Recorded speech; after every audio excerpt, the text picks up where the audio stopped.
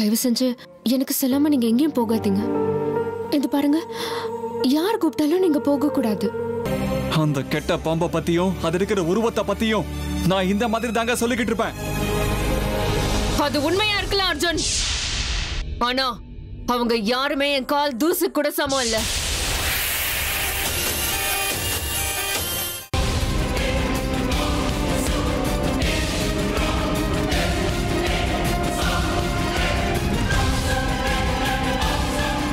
பழத்துல விஷத்தை கலந்து கொலை பண்ண முயற்சி பண்ண, ஆனா அது தோல்வி அடைஞ்சு போச்சு.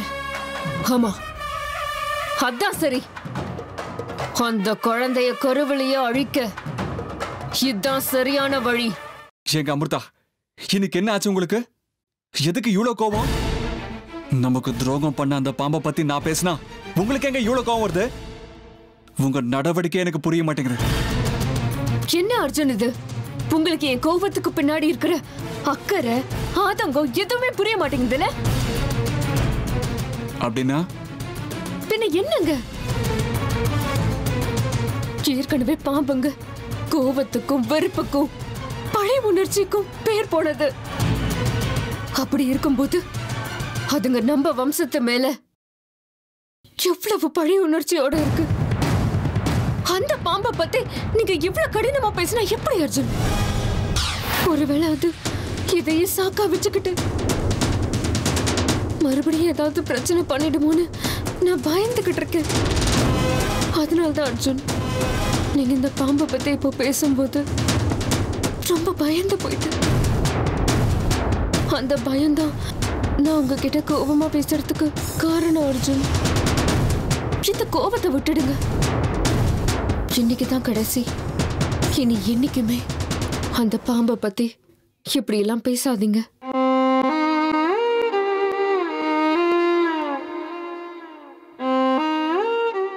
உங்க அக்கறை எனக்கு நல்லாவே புரியுதுங்க. போகட்டும், விடுங்க. உங்க மனசை நான் ஏன் புண்படுத்தணும்?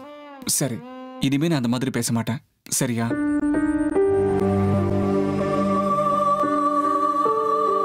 நான் கோபத்துல பேசினது உங்க மனசை புண்படுத்தி இருந்தா என்ன மன்னிச்சிருங்க அர்ஜுன். நான் உங்ககிட்ட இந்த மாதிரி கோவப்பட்டு பேசி இருக்க கூடாதுன்னு எனக்கு தோணுது. மொத்தத்துல மேடம் வருத்தத்துல இருக்கீங்க. இப்ப உங்களுடைய வருத்தம் கம்மியாகணும்னா நான் என்ன பண்ணணும்? நான் எங்கேயாவது உங்களை கூப்பிட்டா என் கூட வருவீங்கல்ல அர்ஜுன்? வாவ், நிஜமா தான் சொல்றீங்களா? நீங்க என்ன கூப்பிடுறீங்களா? நீங்க என்ன கூப்பிடுறீங்கன்னா அதை விட சந்தோஷமான விஷயம் வேற என்னங்க இருக்க முடியும்? எங்கேனாவது சொல்வீங்களா மேடம்? எனக்கு 2 நாள் அவகாசம் கொடுங்க, அதுக்கப்புறம் சொல்றேன். 2 நாளா? நோவே. ஏங்க? ஏன் சொல்றேன்னா இன்னும் 2 நாள்ல நமக்கு ஃபர்ஸ்ட் நைட்டுங்க. எதையும் நான் மறக்கல அர்ஜுன். அதுக்காக தான் உங்களை வெளியே வாங்கன்னு கூப்பிடுறேன். எல்லாம் நான் நினைச்ச மாதிரியே நடந்தா நீங்க எனக்கு சொந்தமாயிடுவீங்க. உங்களுக்கு முதல் இரவு நடக்க போறது என் கூட தானே தவிர அந்த அமிர்தா கூட இல்ல. அதுக்காக தான் எல்லா ஏற்பாடுகளையும் பண்ணிட்டு கூப்பிடுறேன். ஏங்க மௌனமா நிக்கிறீங்க? நான் சொன்னதுக்கு கோவம் வந்துருச்சா? சேச்சே, கோவம்லாம் ஒண்ணும் இல்ல. நீங்க சொல்றதும் சரியா தான் இருக்கு. முதல் இரவை விட்டுட்டு போக வேண்டிய அவசியம் எல்லாம் ஒண்ணும் இல்லை. முடிஞ்சதுன்னா இன்னைக்கே முடிவு பண்ணிட்டு உங்ககிட்ட சொல்றேன், சரியா?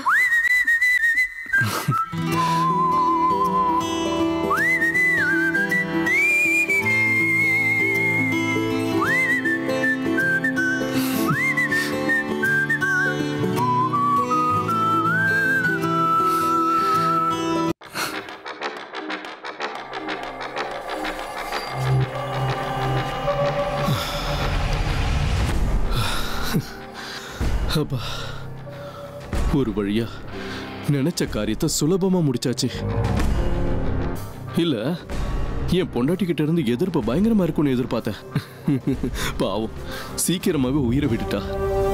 அடுத்து அவ பணத்தை தேடி எடுத்து மற்ற காரியங்களுக்கு ஏற்பாடு பண்ணணும். ஆமா, கூடிய சீக்கிரம் அவ பணத்தை வெளியில எடுக்கணும். எனக்கு தெரிஞ்ச நேரத்துக்கு அவ உடம்ப விட்டு அவ உயிர் பிரிஞ்சிருக்கும்.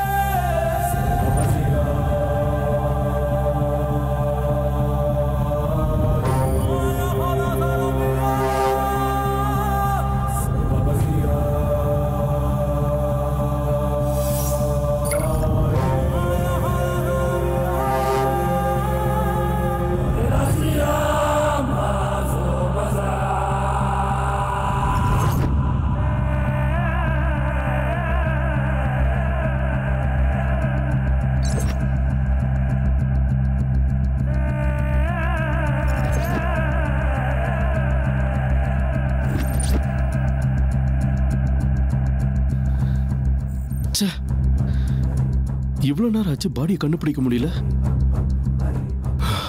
அப்படின்னா இந்த ஏரி ரொம்ப ஆழமா இருக்குன்னு நினைக்கிறேன். பட் பாடி கிடைக்காம அடுத்த வேலை எதுவும் செய்ய முடியாது. ஐயோ, வீட்டுல எல்லாரும் கேட்டா என்ன சொல்றது? இப்படி பண்ற, வீட்டுல கேட்டா ஏரிக்கரை ஓரமா வாக்கிங் போனோம், அங்க நான் எவ்வளவோ வேணான்னு சொன்னாலும் தண்ணியை தொடணும்னு சொன்னா, தண்ணி கிட்ட போகும்போது கால் வழுக்கி விழுந்துட்டா, காப்பாற்ற முடியலன்னு கதை கட்ட வேண்டியதுதான். இதான் கரெக்டா இருக்கும். இங்க இருந்து சீக்கிரம் கிளம்புறது தான் எனக்கு நல்லதுன்னு நினைக்கிறேன்.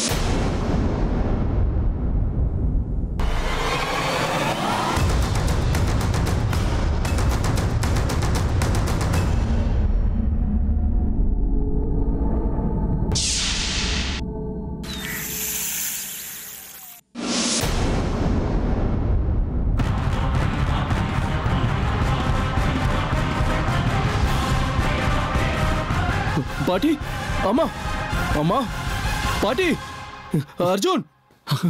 அண்ணா, என்னாச்சு? ஏன் இப்படி கத்துற? கர்ணா, என்னப்பா வரவேளை ஏதாச்சும் பிரச்சனையா? ஏன்பா ஏன் இப்படி உனக்கு வேத்து கொட்டுது? கருணா, நீ முதல்ல உட்காருடா. அவனை வா சொல்லுங்க. உட்காருறதெல்லாம் அப்புறம் இருக்கட்டும்.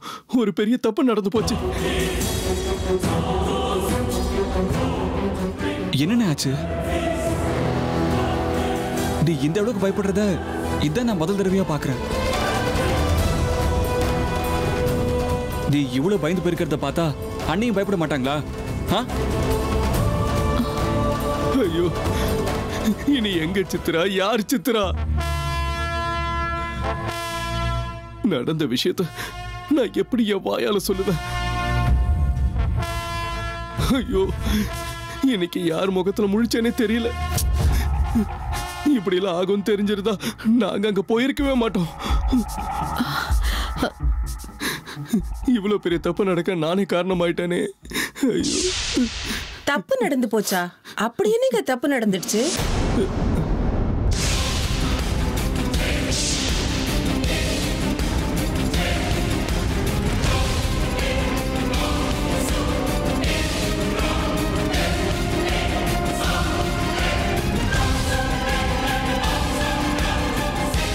சித்ரா, நீ என்னங்க இப்படி ஷாக் ஆறீங்க?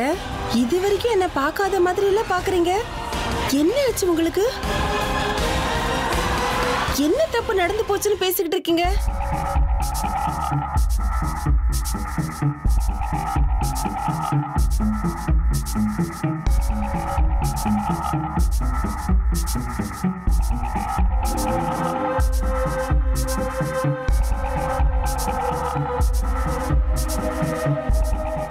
வாய்ப்பே இல்ல. இப்படி நடக்க வாய்ப்பே இல்ல.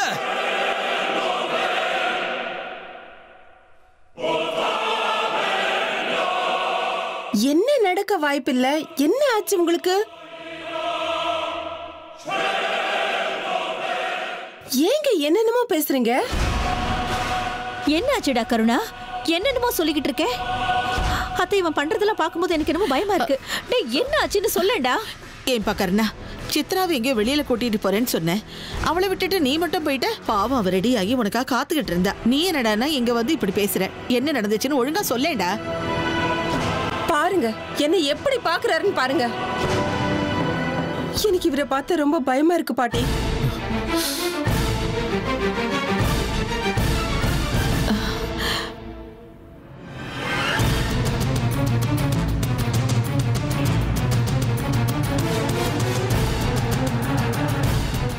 ஏங்க என்ன ஆச்சு உங்களுக்கு? சித்ரா,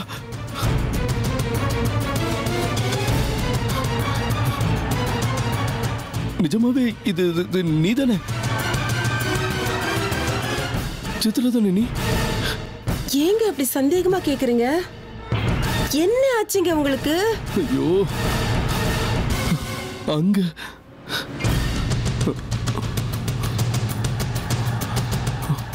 மாமா என்ன ஆச்சு? ஏன் இப்படி எல்லாம் பேசுறீங்க?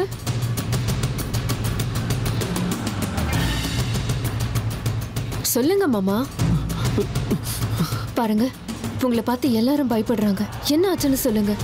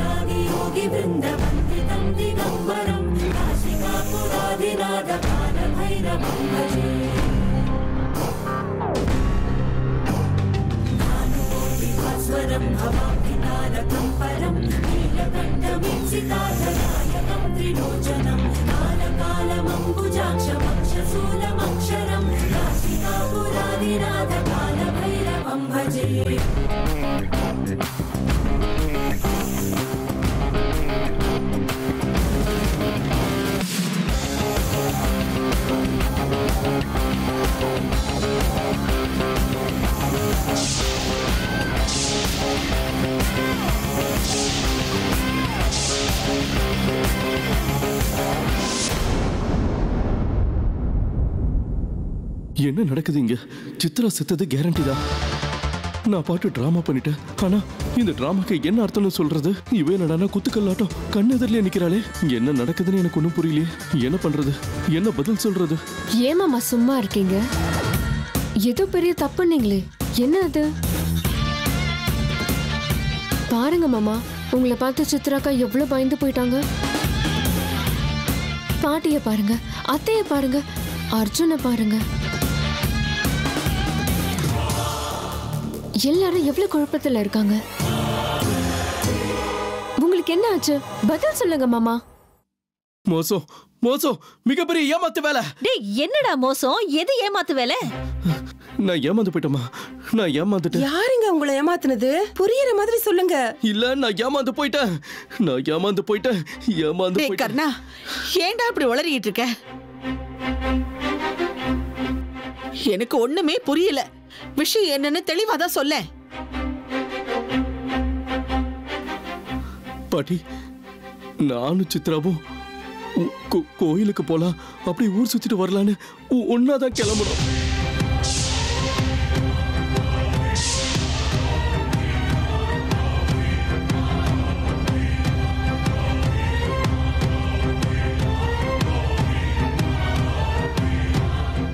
என்ன அண்ணி கூடவா? ஹே, அண்ணி அப்பத்திலிருந்து வீட்டுல தானே இருக்காங்க. இல்லடா அர்ஜுன், நான் சித்ரா கிட்ட எங்கேயாவது ஊர் சுத்திட்டு அப்படியே கோயிலுக்கு போலான்னு கூட்டிட்டு போனேன். ரெண்டு பேரும் ஒன்னாதாண்ட இவ்வளவு நேரம் இருந்தோம். என்னங்க சும்மா எதோ பேசிட்டு இருக்கீங்க? நீங்க கூட்டிக்கிட்டு போறேன்னு சொன்னது உண்மைதான். அதனால நானும் ரெடி ஆயிட்டு ரொம்ப நேரமா காத்துக்கிட்டு இருக்கேன். நீங்க ஒரு வார்த்தை கூட என்கிட்ட சொல்லாம போயிட்டீங்க. இப்போ என்னடான்னு கதை சொல்லிட்டு இருக்கீங்க. நான் அப்போல இருந்து வீட்டுல தான் இருக்கேன், எங்கேயும் போகல. அப்படின்னா இவ்வளவு நேரம் என் கூட இருந்தது யாரு?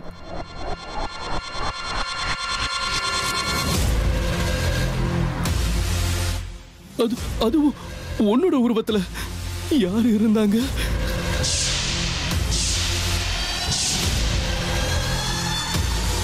ஐயோ ஐயோ, அப்படின்னா அப்படின்னா அது நிச்சயமா அந்த நாகராணிதான்.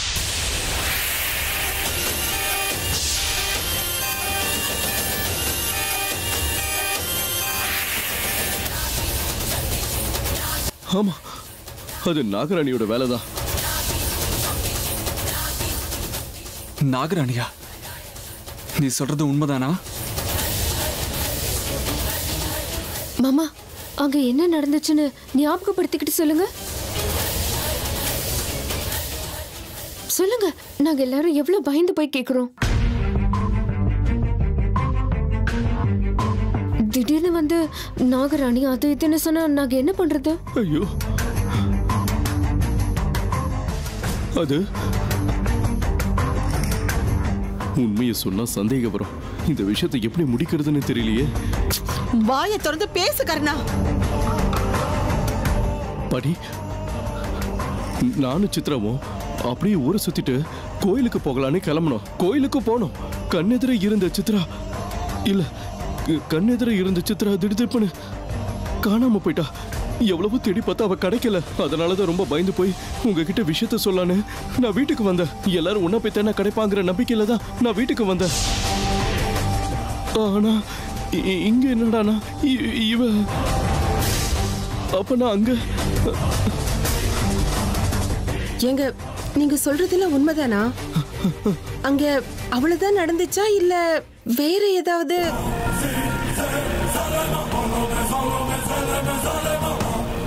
என்னமோ உங்க பேச்சுல தெளிவே இல்லாத மாதிரி எனக்கு தோணுதுங்க. இல்ல சித்ரா, இவ்வளவுதான் நடந்துச்சாங்க. இவ்வளவுதான். எனக்கு அங்க நடந்ததெல்லாம் நினைச்சாலே பயமா இருக்கு. என்னால அதை ஜீர்ணிக்கவே முடியல. அங்க நடந்ததெல்லாம் எப்படி ஆச்சுன்னு எனக்கு புரிய மாட்டேங்குது. நீ நல்லா இருக்கல? உனக்கு எதுவும் ஆகல? ஆமாங்க, நான் இங்க நல்லதா இருக்கேன். மாமா, நீங்க ரொம்ப களைச்சு போயிருக்கீங்கன்னு தோணுது. சித்ராக்கா, மாமாவை உள்ள கூட்டிட்டு போய் நல்லா கவனிங்க. எப்படியோ எந்த பிரச்சனையும் வரல. சரி சரி, மற்ற விஷயங்கள்லாம் அப்புறம் பேசிக்கலாம். கருணா, முதல்ல நீ ஒரு ரூமுக்கு போ. போறதுக்கு முன்னாடி அப்படியே சாமிக்கு விளக்கு ஏத்திட்டு போ. சித்ரா, அவனை கூட்டிட்டு போமா. சரி பாட்டி.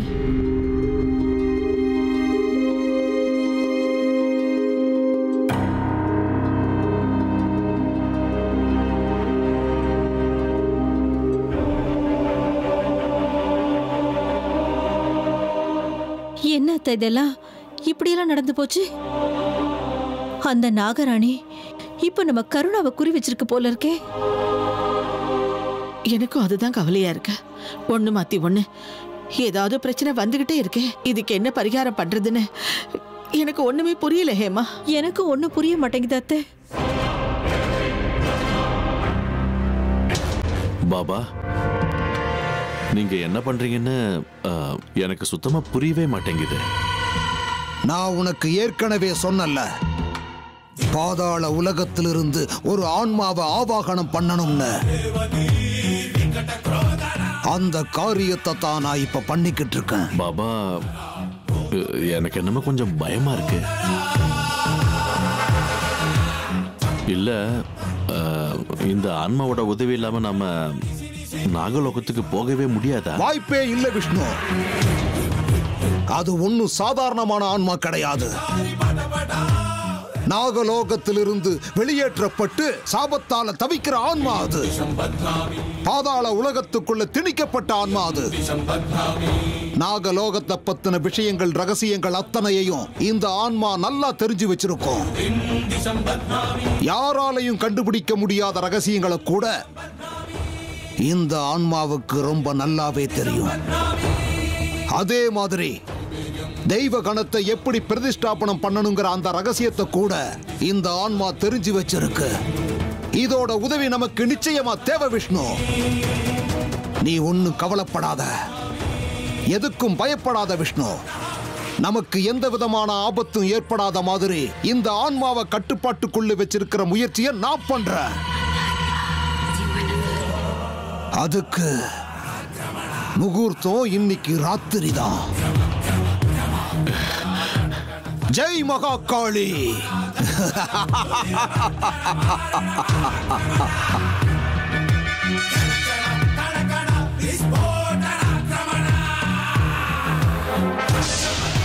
ஓஹோ, இதுதான் இவங்களோட திட்டமா? பாதாள லோகத்துல இருக்கிற துஷ்ட ஆத்மாவை உங்க கட்டுப்பாட்டுக்குள்ள வச்சு நாகலோகத்துக்கு போய் நாகமணிக்கு தெய்வகணத்தை நிரப்புற துணிச்சலான காரியத்தை இவங்க இப்ப செய்ய போறாங்களா? அப்படின்னா ஆபத்து, இது பெரிய ஆபத்தாச்சே. இப்போ எப்படியாவது இதெல்லாத்தையும் தடுத்தாகணும். ஆனா பாதாள உலகத்து ஆன்மா வீணாக கூடாது. எந்த ஆன்மா உதவியால இவங்க நாகமணி அடையலான்னு திட்டம் போடுறாங்களோ அதே துஷ்ட ஆன்மாவை நான் கைவசப்படுத்திக்க போறேன். நான் இப்போ உருவாக்கி இருக்கிற அர்ஜுனோட தேகத்துக்குள்ள இந்த ஆன்மாவை நுழைக்க போறேன். எனக்கு தேவையான காரியத்தை நான் சாதிச்சுக்கிறேன்.